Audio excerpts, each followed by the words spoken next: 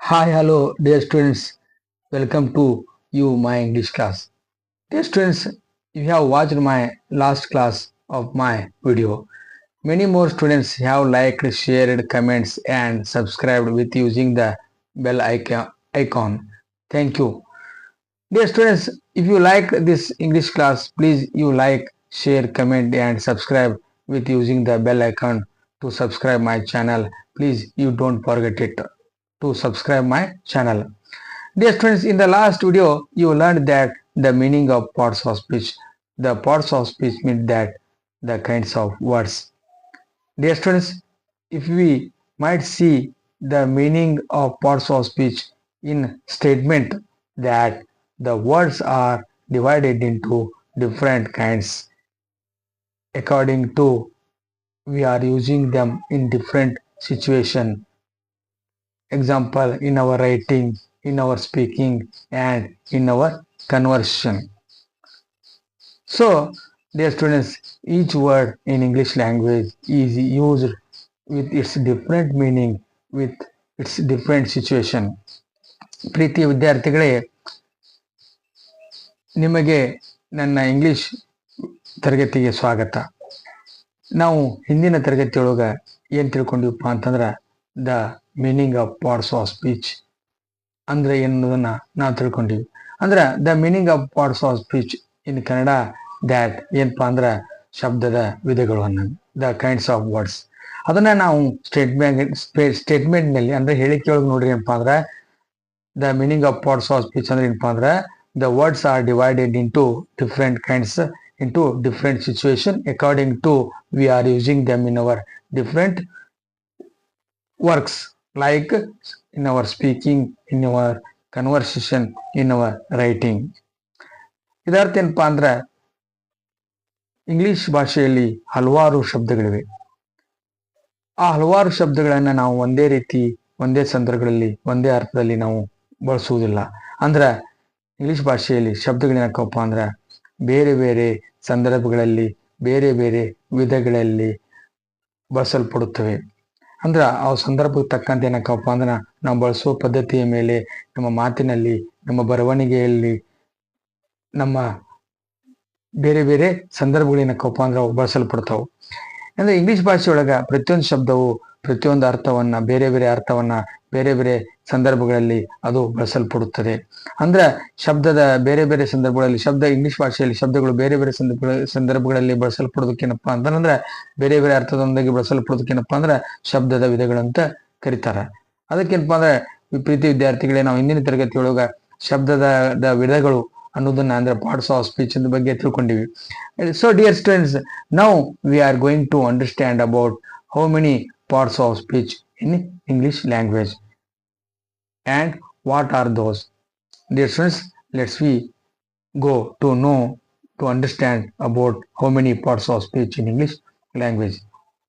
Dear students, there are 8 parts of speech in English language. Dear students, there are 8 parts of speech in English language. ಪ್ರೀತಿ ವಿದ್ಯಾರ್ಥಿಗಳೇ, English ಭಾಷೆಯಲ್ಲಿ ಒಟ್ಟು 8 ಶಬ್ದದ ವಿಧಗಳಿವೆ. ಅಂದ್ರೆ there are 8 parts of speech in English language. Let's we see one by one.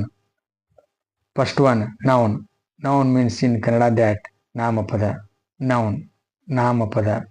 Noun, noun, ನಾಮಪದ. Second one, pronoun. Pronoun, pronoun. Pronoun, ಸರ್ವನಾಮ.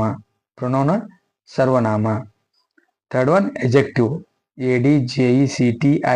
Adjective. Adjective, ನಾಮ ವಿಶೇಷಣ. Adjective, ನಾಮ ವಿಶೇಷಣ. Adjective, ನಾಮ ವಿಶೇಷಣ. ಇಲ್ಲಿ ಈ ಶಬ್ದದೊಳಗೆ ADJECTIVE ಇದೊಳಗ ಡಿ ಸೈಲೆಂಟ್ ಆಕತಿ. ಅಂದ್ರೆ D doesn't pronounce here. Adjective. Next fourth one, verb. VERB, verb. Verb means ಕ್ರಿಯಾಪದ. Adjective ಮೀನ್ಸ್ ನಾಮ ವಿಶೇಷಣ.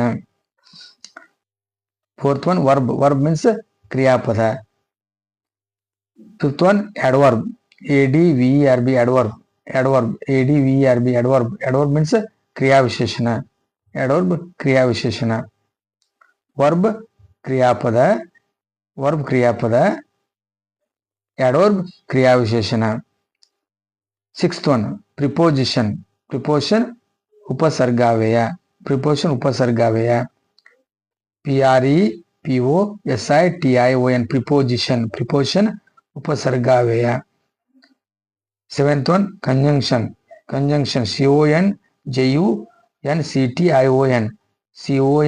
CONJUNCTION conjunction. Conjunction ಜೋಡಣಾ ಪದ. ಜೋಡಣಾ ಪದ ಅಥವಾ ಇನ್ನೊಂದು ಅರ್ಥ ಕನ್ನಡದಾಗ ಏನಪ್ಪ ಅಂದ್ರೆ ಸಂಯೋಗ ಸಮುಚ್ಚಾವ್ಯಯ. ಸಂಯೋಗ ಸಮುಚ್ಚಾವ್ಯಯ ಅಂದ್ರೂ ಒಂದ, ಜೋಡಣಾ ಪದ ಅಂದ್ರೂ ಒಂದ. ಕಂಜಂಕ್ಷನ್. ಪ್ರಿಪೋಷನ್ PREPOSITION ಪ್ರಿಪೋಷನ್. ಪ್ರಿಪೋಷನ್ ಅಂದ್ರೆ ಉಪಸರ್ಗಾವ್ಯಯ. ಕಂಜಂಕ್ಷನ್ ಜೋಡಣಾ ಪದ. Last 8th one interjection. Interjection INTERJECTION interjection. Interjection ಭಾವಬೋಧಕಾವ್ಯಯ. ಭಾವಬೋಧಕಾವ್ಯಯ. Dear students, if you might see in Kannada, ನಾಮಪದ ನೌನ್. ನಾಮಪದ ಅಂದ್ರೆ ನೌನ್. ಸರ್ವನಾಮ ಪ್ರೊನೌನ್. ಸರ್ವನಾಮ ಅಂದ್ರೆ ಪ್ರೊನೌನ್. ನಾಮ ವಿಶೇಷಣ adjective. adjective ವರ್ಬ್ ಕ್ರಿಯಾಪದ. ಕ್ರಿಯಾಪದ ಅಂದ್ರೆ ವರ್ಬ್. ಕ್ರಿಯಾಪದ ಅಂದ್ರೆ ವರ್ಬ್. ಕ್ರಿಯಾ ವಿಶೇಷಣ adverb. ಕ್ರಿಯಾ ವಿಶೇಷಣ ಅಂದ್ರೆ adverb. ಉಪಸರ್ಗಾವ್ಯಯ ಪ್ರಿಪೋಸಿಷನ್. ಪ್ರಿಪೋಸಿಷನ್ ಅಂದ್ರೆ ಉಪಸರ್ಗಾವ್ಯಯ. ಜೋಡಣಾ ಪದ ಅಂದ್ರೆ ಸಂಯೋಗ ಸಮುಚ್ಚಾವ್ಯಯ ಅಂದ್ರೆ ಜೋಡಣಾ ಪದ. ಸಂಯೋಗ ಸಮುಚ್ಚಾವ್ಯಯ ಅಂದ್ರೆ ಕಂಜಂಕ್ಷನ್. ಕಂಜಂಕ್ಷನ್ಕ್ಕೆ ಏನಂತೇವ್ ನಾವು? ಜೋಡಣಾ ಪದ, ಸಂಯೋಗ ಸಮುಚ್ಚಾವ್ಯಯ. ಭಾವಬೋಧಕ ಲಾಸ್ಟ್ ಇರ್ತವನ್ನ. ಭಾವಬೋಧಕ ಅಂದ್ರೆ ಇಂಟರ್ಜೆಕ್ಷನ್. ಇಂಟರ್ಜೆಕ್ಷನ್ ಅಂದ್ರೆ ಭಾವಬೋಧಕ. Dear students, what are these? These are parts of speech. There are 8 parts of speech in English language. Just understood? Dear students, noun, pronoun, adjective, verb, adverb, preposition, conjunction, interjection.